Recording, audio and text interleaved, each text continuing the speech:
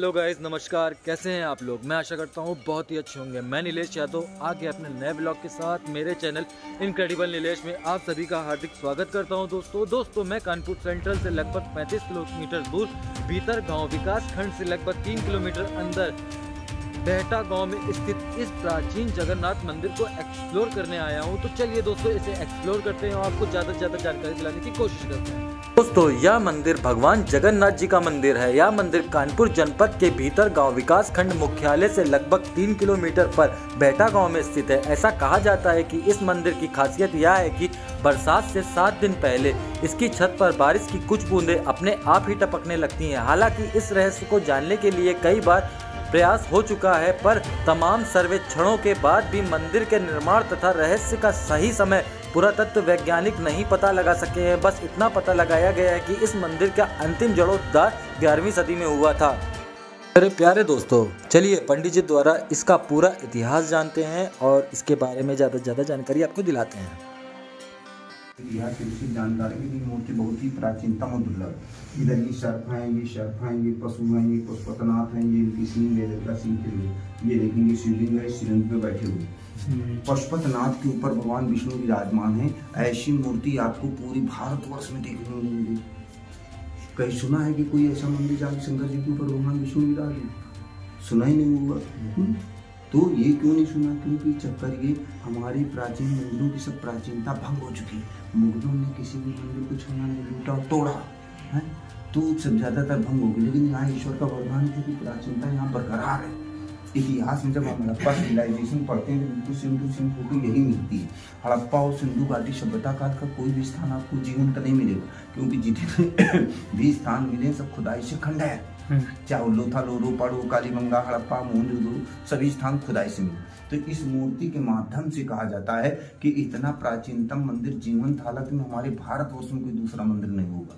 दूसरी बात देखेंगे, ये जो 12 खंभे आसपास, जब आप राजा शिवी का इतिहास पढ़ेंगे, कबूतर वाले राजा शिवी का, तो पता चलेगा कि ये 12 द्वारी राजा शिवी के जमाने में बनती थी। ये सब पहले ओपन होती थी, खंभों की जगह होती थी। लेकिन ये जैसे जैसे राजा आते गए इसको कवर कर दिया गया, ढक दिया गया। अब हम ध्यान देंगे राजा शिवी कौन हुई, तो राजा शिवी पूर्व वंश में यानी चंद्र वंश में दुष्यंत और शकुंतला से बहुत पहले हुई। दुष्यंत और शकुंतला के बहुत बाद महाभारत के बाद उड़ीसा जगन्नाथपुरी में। तो हम थोड़े कहते हैं ये 12 खंभे प्रमाणित करते हैं कि नहीं, ये उड़ीसा के जगन्नाथपुरी से प्राचीनतम अर्थात महाभारत से बहुत पहले का है।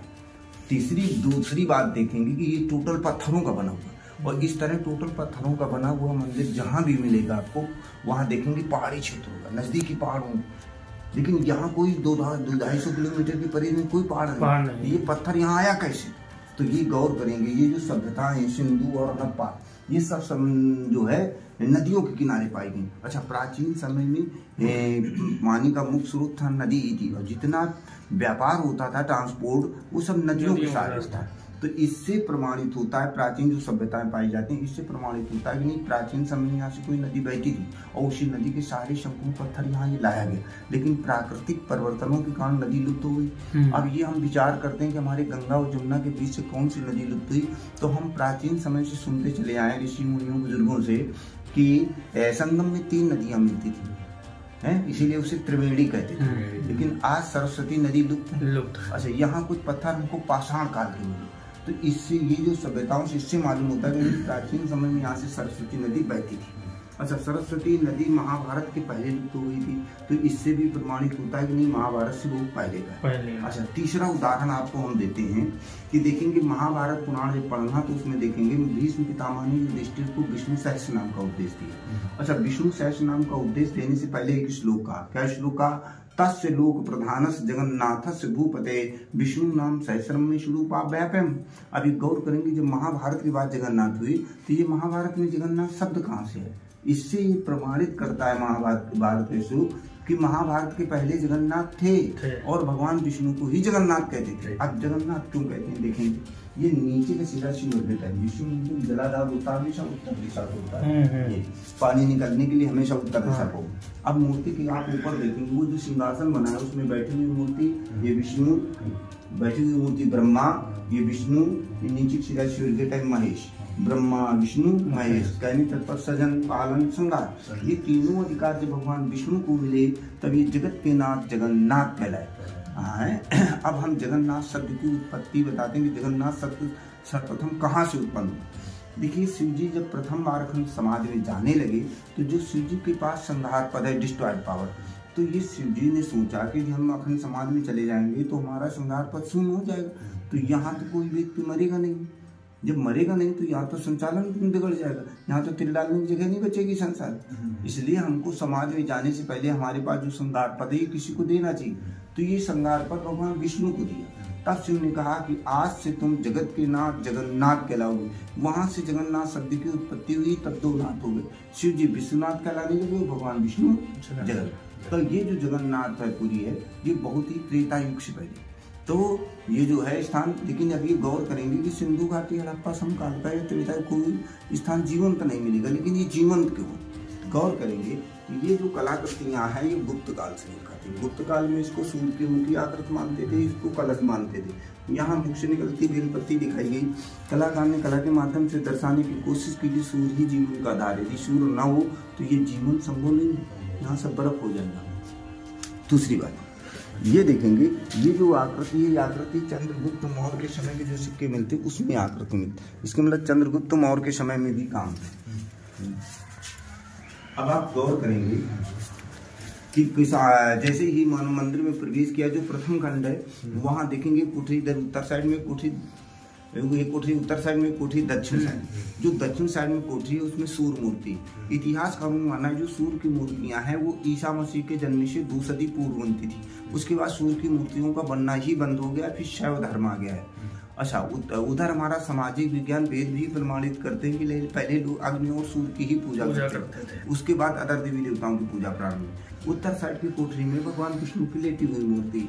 तो इतिहासकारों का मानना है जो विष्णु की लेटी हुई मूर्तियां हैं ये कुषाण काल में बनती थी। कुषाण काल का प्रमुख राजा कनिष्क दूसरी सदी। अब ये गौर करेंगे कुषाण वंश, मौर्य वंश, गुप्त वंश, ये सभी चक्रवर्ती राजा हुए। तो इन चक्रवर्ती राजाओं ने यहीं पे आके काम क्यों करा? भी यहाँ से 3 किलोमीटर भीतर गांव का मंदिर है, गुप्त काल वहां करा देते सभी राजा। दूसरी बात एक गौर करेंगे कि ये जो ऊपर लगा हुआ ये वर्गाकार पत्थर है, यही मानसून पत्थर है, और इसके जस्ट उत्तर में देखेंगे एक पत्थर लगा हुआ है लंबा लंबा, जिसमें एक डिजाइन बनी हुई है। उस डिजाइन को जरा गौर से देखेंगे, ये अर्ध सूर्य का चिन्ह है। प्राचीन समय में जो सूर्यवंशी राजा होते थे वो अपने मस्तक में अर्ध सूर्य का तिलक लगाते थे। इससे दूर से मालूम हो जाता था कि नहीं ये सूर्यवंशी राजा है।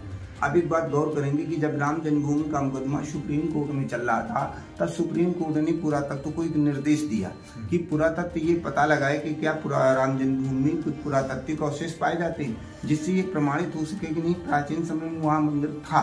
तब पुरातत्व ने राम जन्मभूमि में खुदाई कराई, तो खुदाई कराने में इसी प्रकार का अर्धसूर का चिन्ह वहाँ राम जन्मभूमि में मिला। अब एक गौर करेंगे कि राम जन्मभूमि में अर्धसूर का पाया जाना और अर्धसूर का चिन्ह यहाँ पाया जाना, इससे माए प्रमाणित होता है कि नहीं राम जन्मभूमि से इस मंदिर का कनेक्शन है। जिस राजा ने उस राम जन्मभूमि मंदिर का निर्माण कराया उस राजा ने यहाँ भी निर्माण कराया। अब ये गौर करेंगे कि ये सभी राजाओं ने यहीं पे आके काम क्यों करा, इससे ये प्रमाणित होता है कि नहीं प्राचीन समय में बहुत विशेष स्थान रहा है। पहले मेन जगन्नाथपुरी यही रही, इसलिए यहाँ जो भी राजा आता गया वो अपनी कला का प्रदर्शन करता गया। इसके मतलब यहाँ कंटिन्यू काम जारी रहा, इसीलिए इतना प्राचीनतम स्थान जीवंत बना रहा, नहीं तो ये भी खंड है हो जाता। दूसरी बात देखेंगे कि इसमें भगवान विष्णु के पूरे अवतार हैं। ये नर नारायण अवतार, ये वराह अवतार, ये मत्स्य अवतार, ये वामन अवतार, रामचंद्र जी का अवतार, नारद मुनि का अवतार। इधर देखेंगे घोड़े में सवार, जहाँ पत्तियां लटक रही घोड़े में सवार कलयुग में कलयुग होना कल्कि अवतार। फिर हल्ली बलराम जी का अवतार, ये फरसाली परशुराम का, ये नरसिंह अवतार। इधर 2 लोग मथानी जी खड़े हैं। समुद्र मंथन के टाइम भगवान विष्णु ने कच्छप रूप धारण किया, तो कच्छप अवतार। अब ये जो है देखेंगे कि आप बाहर भी आएंगे तो बाहर आपको बड़ी ठंडी लग रही होगी ठंड, लेकिन हाँ आपको ठंड नहीं महसूस हो रही। बाहर से देखेंगे बहुत भारी मंदिर है, भीतर थोड़ी सी जगह। इस मंदिर की दीवारों की मोटाई 14 फीट है। 14 फीट इधर मोटा, 14 फीट इधर, 14 फीट इधर। इन दीवारों की कार्बन डेटिंग पुरातत्व का कहना है कर्मचारियों का कि इनकी कार्बन डेटिंग हुई, तो कार्बन डेटिंग से पता चला कि इस मंदिर का अंतिम जीर्णोद्धार हुई 1883 वर्ष हो गए। कहते हैं कि इन पत्थरों की कार्बन डेटिंग हुई तो पता चला कि ये गर्भगृह कलाकृतियां 4200 वर्ष पुरानी। अब जो भी हो हमारे पास कोई लिखित प्रमाण नहीं, लेकिन इतिहास से तुलना किया जाता है तो उससे महसूस होता है कि नहीं ये महाभारत से बहुत पहले का और ये 5000 से ज्यादा वर्ष पुराना है।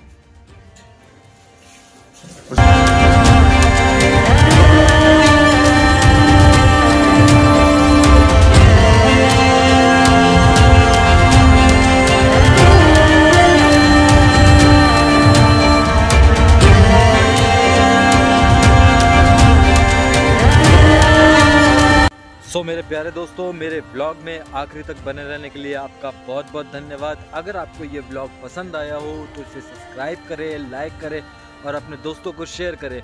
मिलते हैं अपने नए ब्लॉग के साथ, तब तक के लिए जय हिंद, जय भारत।